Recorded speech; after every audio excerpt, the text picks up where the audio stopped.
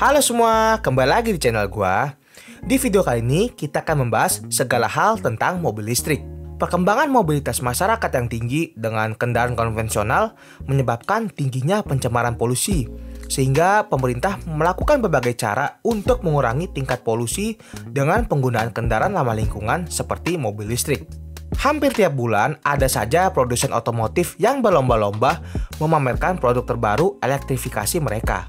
Di Indonesia sendiri, masyarakat sudah diberikan banyak pilihan mobil-mobil listrik terbaru dari berbagai brand otomotif dengan harga yang bervariasi sesuai dengan kebutuhan masing-masing. Nah, karena banyaknya pilihan tadi, gua mau memperkenalkan semua hal yang berkaitan dengan mobil listrik. Penasaran ada apa aja? Yuk, langsung aja kita mulai videonya. Sebelum membahas lebih dalam tentang mobil listrik, kita tuh harus tahu dulu pengertian dari mobil listrik. Mobil listrik adalah kendaraan yang memiliki satu atau lebih motor listrik untuk menggerakkan roda dengan energi listrik yang disimpan dari baterai untuk menggantikan mesin pembakaran konvensional dengan bahan bakar minyak. Saat ini, terdapat 4 jenis mobil listrik yang beredar di pasaran. Yang pertama adalah kendaraan BEV atau Battery Electric Vehicle. Sesuai dengan namanya, mobil ini menggunakan energi listrik yang berasal dari baterai sebagai sumber utama tenaganya untuk menjalankan kendaraan. BEV inilah yang dikenal sebagai mobil listrik. Mobil listrik ini memiliki berbagai jenis baterai yang paling sering digunakan oleh produsen otomotif. Khususnya di Indonesia, ada baterai lithium ion dan juga baterai nikel mangan kobalt yang disingkat sebagai NMC. Untuk baterai lithium ion adalah baterai yang paling sering digunakan oleh produsen mobil listrik di Indonesia. Baterai ini memiliki kepadatan energi yang tinggi, masa pakai yang panjang, dan bisa melakukan pengisian daya dengan cepat, membuatnya menjadi pilihan yang tepat dan juga populer untuk kendaraan listrik di pasar global termasuk di Indonesia. Untuk mengisi baterai mobil listrik, kita tuh harus tahu dulu nih jenis-jenis colokan yang disediakan. Di Indonesia sendiri, terdapat 3 jenis colokan resmi yang telah disediakan oleh PLN yang bisa digunakan untuk semua pengguna mobil listrik yang dijual di Indonesia. Colokan yang pertama adalah colokan AC dengan konektor tipe 2. Tipe AC yang berarti alternating current atau arus bolak-balik yang biasa digunakan untuk keperluan listrik rumah tangga, agar pemilik mobil ini bisa melakukan pengisian daya ulang dari rumah. Colokan ini memiliki 7 pin yang berasal dari benua Eropa, yang bisa menghasilkan daya listrik sekitar 3.000 sampai 50.000 watt, yang membutuhkan waktu pengisian sekitar 3 sampai 8 jam. Salah satu contoh mobil listrik yang menggunakan colokan tipe AC adalah Wuling REV. Colokan kedua adalah colokan DC dengan konektor CHAdeMO. Colokan ini termasuk ke dalam tipe DC atau direct current, yang berarti arus arah. CHAdeMO merupakan singkatan dari Charge Demove, yang kalau diartikan sebagai mengisi daya sambil bergerak. Nah, kata CHAdeMO ini kalau dalam bahasa Jepang tuh mirip sama kalimat Ochademo ikaga desuka, yang artinya bagaimana kalau kita minum teh dulu. Intinya, saat melakukan pengisian daya dengan CHAdeMO, kita itu dapat melakukan aktivitas yang lain. CHAdeMO ini memiliki 4 lubang konektor. 2 lubang itu adalah 2 elemen konektor DC yang positif dan negatif, lalu ada lagi 2 lubang yang tampak kosong. Lubang kosong itu ternyata berfungsi sebagai fitur keamanan untuk berkomunikasi dengan baterai mobil apabila ada kerusakan sebelum proses pengisian daya listrik terjadi.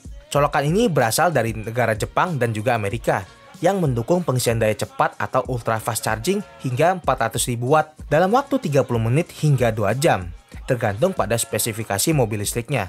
Salah satu contoh mobil listrik yang menggunakan colokan CHAdeMO adalah Nissan Leaf. Nah, colokan terakhir nih, yaitu colokan tipe DC dengan konektor CCS.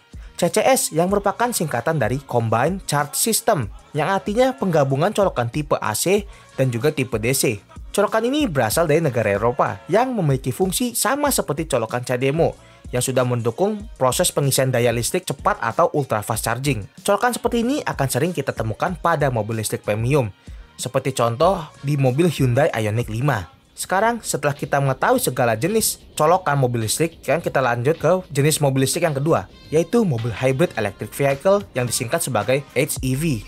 Mobil hybrid ini menggabungkan mesin bensin atau diesel dengan motor listrik yang bisa digunakan secara bersamaan atau bergantian. Cara kerja dari mobil hybrid dibagi ke dalam 3 jenis. Yang pertama adalah full hybrid, yang dimana mesin pembakaran dan motor listrik itu bekerja secara bersamaan atau bergantian. Di kecepatan rendah, mobil akan menggunakan motor listrik untuk berjalan sehingga dapat mengurangi konsumsi BBM. Nah, ketika membutuhkan daya yang lebih, di kecepatan tinggi, barulah mesin pembakaran akan menyala dan memberi tenaga tambahan bersama motor listrik. Untuk mengisi baterai yang akan menggerakkan motor listrik berasal dari pengereman regeneratif, yang dimana mengubah energi kinetik menjadi energi listrik yang kemudian disimpan ke dalam baterai. Kapasitas baterai pada mobil full hybrid sekitar 1000 sampai 2000 watt yang menggunakan baterai dengan jenis nickel metal hydride yang disingkat sebagai NMH. Salah satu contoh mobil full hybrid di Indonesia adalah Toyota Innova Zenix. Sekarang kita lanjut ke jenis mobil hybrid yang kedua, yaitu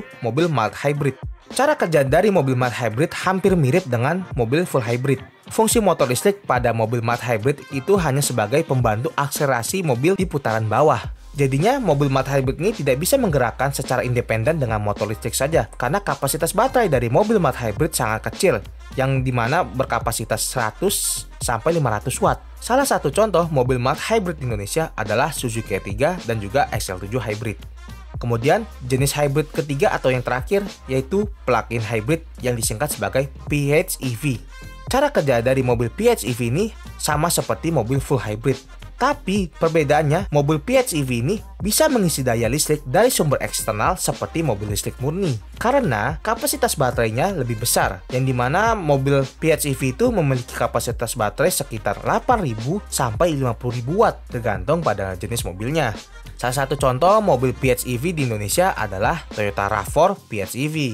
Setelah kita membahas segala jenis mobil hybrid, sekarang kita masuk ke jenis yang terakhir dari mobil listrik, yaitu mobil full cell electric vehicle yang disingkat sebagai FCEV. Mobil full cell itu masih menggunakan motor listrik untuk menggerakkan kendaraannya. Tetapi untuk mendapatkan energi listrik, prosesnya itu berasal dari reaksi kimia antara gas hidrogen dan juga oksigen. Proses ini menghasilkan emisi uap air, menjadikannya lebih ramah lingkungan daripada mobil BEV atau mesin konvensional. Proses pengisian gas hidrogen mirip dengan ketika kita mengisi bensin, sehingga membutuhkan waktu yang singkat. Tidak seperti pengisian baterai mobil BEV yang membutuhkan waktu sangat lama. Contoh mobil full cell adalah Toyota Mirai yang hanya tersedia di pasar Amerika dan juga Jepang. Setelah kita membahas tentang jenis-jenis dari mobil listrik, sekarang kita akan membahas fitur-fitur canggih yang hanya tersedia di dalam mobil listrik. Salah satunya seperti fitur radar keselamatan aktif yang telah menjadi fitur wajib dalam sebuah mobil listrik. Fitur ini membantu pengemudi mencegah resiko kecelakaan secara otomatis. Dengan menggunakan teknologi radar, sistem ini mendeteksi objek di sekitar mobil, memberikan peringatan, dan bahkan melakukan intervensi melalui pengereman darurat jika diperlukan. Fitur kedua adalah fitur one pedal driving, yang artinya mengemudi dengan satu pedal. Fitur ini memungkinkan pengemudi untuk mengurangi penggunaan pedal rem dengan mengandalkan proses deselerasi yang dihasilkan oleh motor listrik ketika mengangkat kaki dari pedal gas. Energi kinetik yang dihasilkan dari proses deselerasi tadi diubah menjadi energi listrik yang kemudian akan disimpan ke dalam baterai mobil. Hal ini memberikan pengalaman mengemudi serupa dengan engine brake pada mobil konvensional yang dapat membantu mengurangi kebutuhan untuk menggunakan pedal rem secara aktif. Fitur ketiga adalah V2L atau Vehicle to Load. Fitur ini memungkinkan mobil listrik itu berfungsi sebagai sumber daya listrik eksternal seperti genset. Dengan V2L, mobil dapat mengkonversi energi listrik menjadi arus AC untuk mengisi daya perangkat elektronik rumah tangga. Jadi cocok banget nih dipakai darurat kalau misalnya mati lampu atau buat berkemah di alam liar. Fitur keempat adalah konektivitas dengan handphone. Mayoritas mobil listrik modern sudah mendukung konektivitas ke smartphone melalui aplikasi untuk mempermudah pemilik mobil listrik memantau dan mengoperasikan beberapa fungsi mobil dari jarak jauh. Dengan hadirnya fitur ini memberikan pemilik mobil kendali yang lebih besar dan informasi yang lebih akurat tentang penggunaan dan juga kinerja dari mobil mereka. Lalu fitur terakhir adalah fitur fast charging atau pengisian daya cepat. Fitur ini sangat penting untuk sebuah mobil listrik karena memungkinkan pengguna untuk melakukan proses pengisian daya dengan cepat di SPKLU yang telah mendukung teknologi fast charging. Dengan fast charging dapat mempercepat waktu pengisian daya sehingga pengguna dapat kembali melanjutkan perjalanan lebih cepat. Tapi sayang, fitur fast charging ini hanya tersedia untuk mobil listrik yang premium dan tidak semua fasilitas SPKLU sudah mendukung teknologi fast charging. Salah satu contoh fast charging yang ada di Indonesia dan cuma satu-satunya ada di Mall Plaza Indonesia yang dibuat oleh Hyundai yang mendukung kecepatan mengecas sampai 400.000 watt. Gila nggak tuh? Kira-kira itulah sedikit informasi mengenai mobil listrik. Sebenarnya masih banyak yang mau gue sampaikan, tapi takut kepanjangan nanti videonya. Semoga video ini dapat menambah wawasan kita tentang perkembangan industri otomotif dan juga bermanfaat buat kalian yang ingin mencoba beli mobil listrik untuk pertama kalinya. Sampai di sini dulu untuk video kali ini. Makasih banyak buat yang udah nonton. Sampai ketemu di video berikutnya. Dah.